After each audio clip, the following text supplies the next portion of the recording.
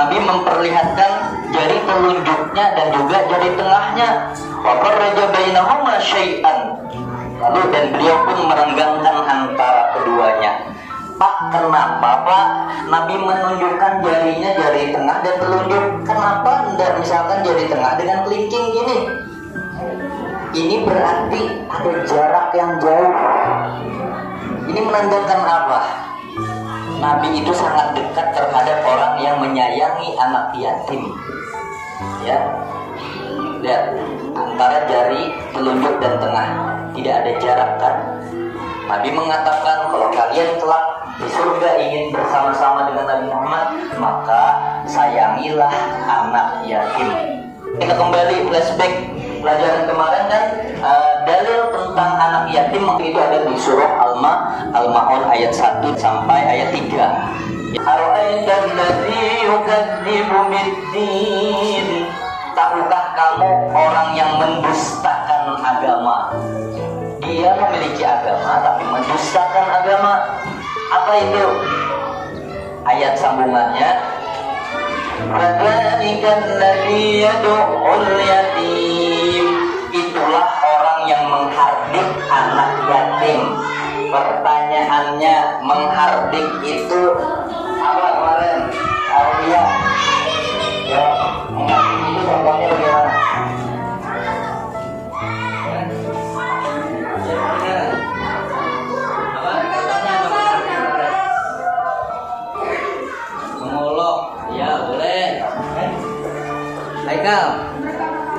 Berkata kasar kepada anak yatim, betul.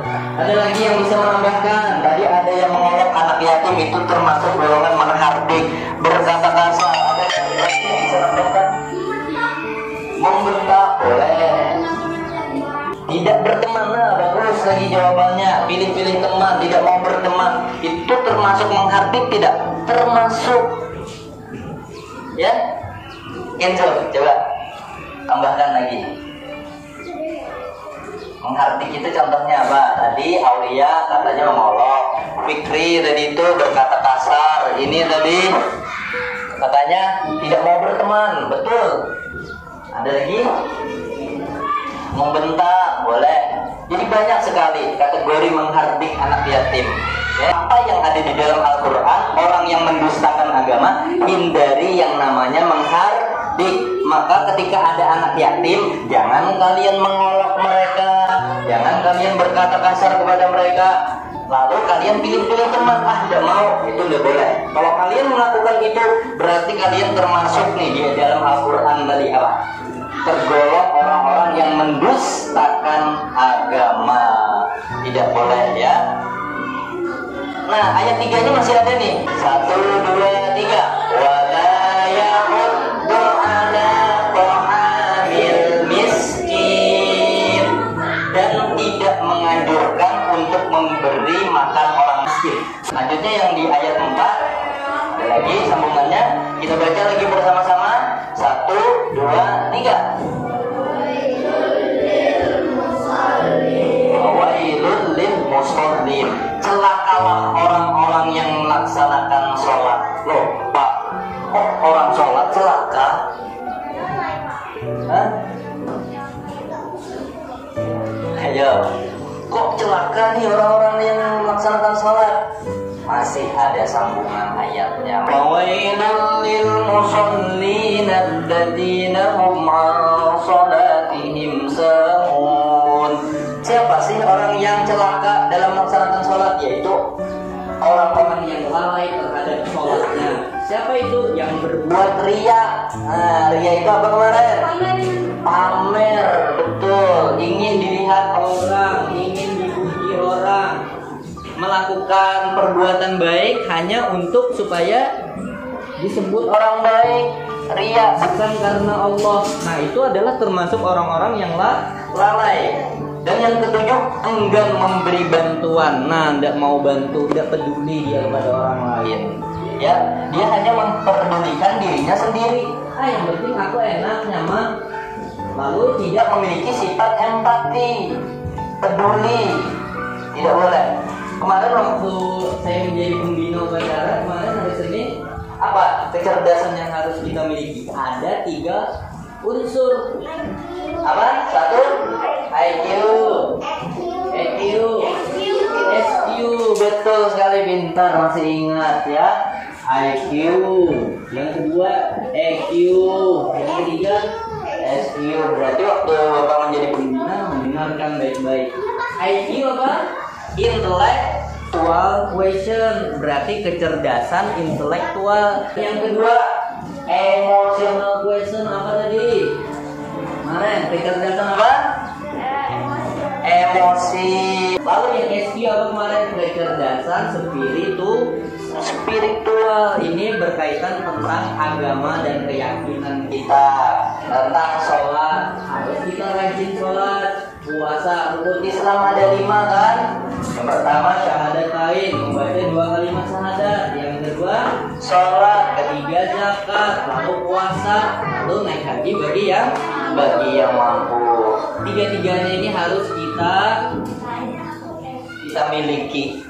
Kalau kalian ingin menjadi manusia yang paripurna, Coba perhatikan di gambar 1.2 buku pakaian kalian halaman 11. Bapak ingin tanya, di dalam gambar ini apa yang bisa kamu simpulkan? Coba, ada hikmah di dalam gambar tersebut. Apa? Ungkapkan aja. Jangan malu-malu berbicara, jangan takut salah. Harus percaya diri. Kita pelajar harus memiliki sikap percaya diri.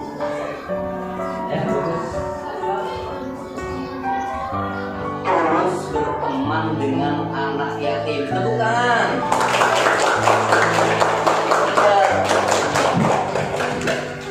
Perempuan sudah, laki-laki jangan mau kalah.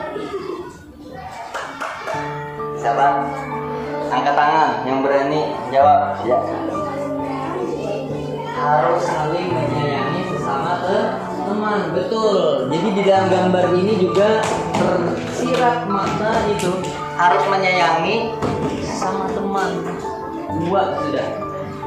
1 lagi Bapak ingin tahu. Berikan pendapat kalian. Angkat tangan ya, ayo.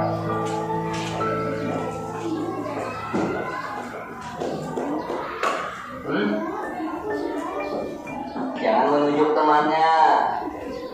Coba lihat gambarnya, perhatikan dia ngapain di dalam gambar ini. Tidak membeda-bedakan teman. 3 sudah poin tuh. Ya, yang kalian bisa dapat dalam gambar tersebut. Lihat gambarnya ini. Di dalam gambar ini tersirat kita harus berteman dengan anak yatim piatu tanpa membeda-bedakan. Tidak boleh kita beda-bedakan ya.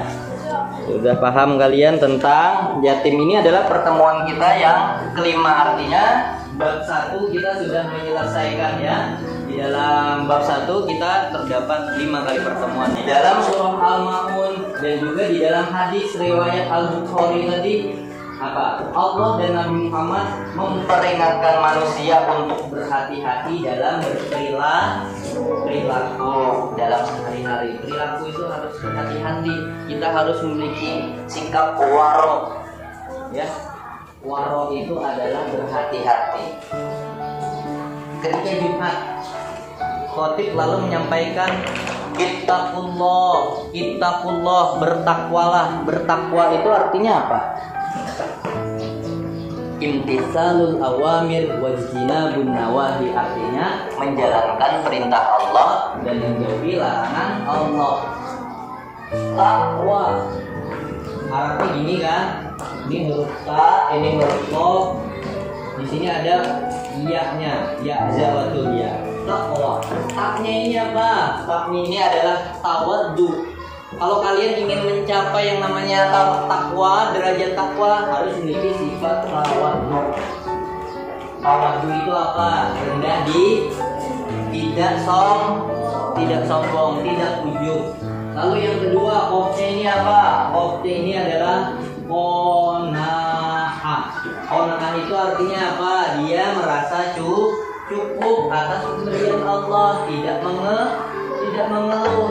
Lanjutnya wawnya apa? Wawnya itu adalah waro. Nah ini masuk pada ini tadi pesan indah di dalam surah Al-Maun dan juga hadis Tentang anak yatim tadi. apa di sini diperingatkan oleh Allah dan Nabi Muhammad, manusia itu harus berhati-hati. Nah, nyambung ke sini takwa. Kalau kalian mau mencapai derajat takwa, harus memiliki sifat waro, berhati-hati dalam melakukan aktivitas sehari-hari. Kalau kalian tidak berhati-hati, kalian bisa masuk lubang yang salah. Makanya kalau dalam berteman, lihat akhlaknya, ya. Jadi perlu kalian garis bawahi, dengarkan baik-baik. Perlu kalian garis bawahi, berteman itu pilih-pilihnya lihat dari segi akhlaknya. Tapi kalau dari segi status sosial, jangan beda-bedakan. Teman yatim dari itu nggak mau teman, nggak boleh. Berteman dengan yang cantik-cantik, ya boleh begitu. Yang ganteng-ganteng, Haikal misalkan, karena Haikal ganteng, mirip Pingo misalkan. Ya.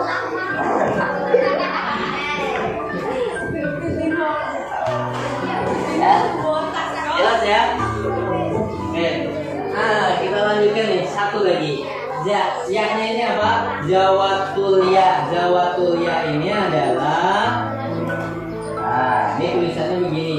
Jawatul ya. Ya-nya ini berarti yakin.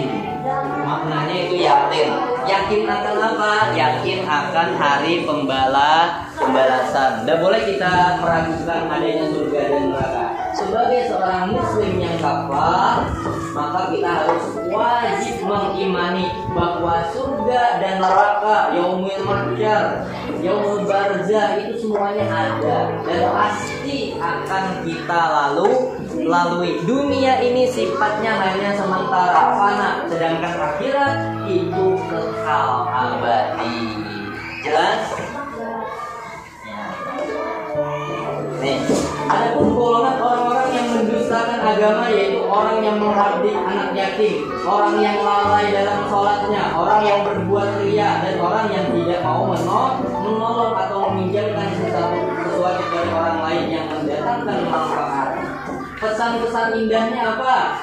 Dalam surah Al-Maun dan hadis Nabi, satu, menyantuni dan menyayangi anak yatim dengan ikhlas tanpa pamrih. Yang kedua, menolong sesama manusia yang membutuhkan, terutama fakir miskin.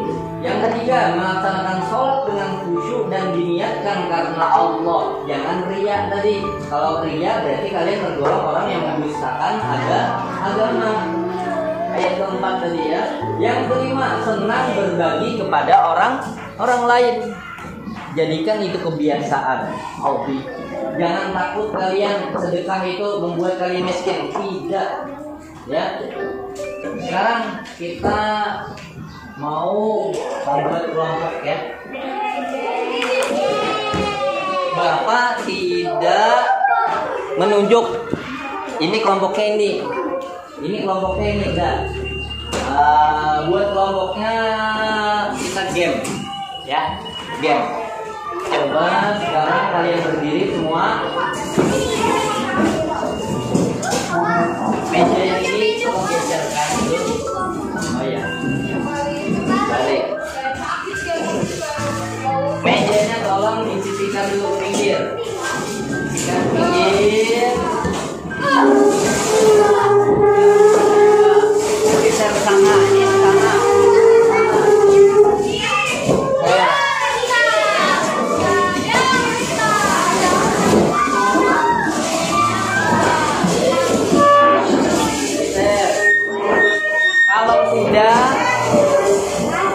Kalau sudah kalian ke tengah sini, ke tengah. Ke tengah.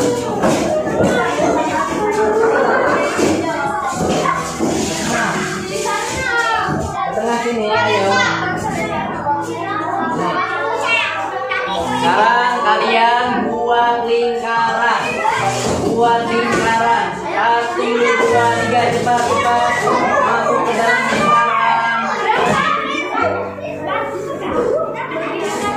Gabung disambung. Jadi satu. Iya. Bapak disambung sini juga. Tadi di awal Bapak sudah sampaikan kalau naik sepeda motor itu berapa orang? Kalau naik delman berapa orang? Kalau naik mobil berapa orang? Kalau naik bus? Oke, dengarkan Bapak baik-baik. Cari ya teman kalian mau menumpang ke siapa? Nih, Bapak nyanyi ya. Naik ke puncak gunung, kita manggung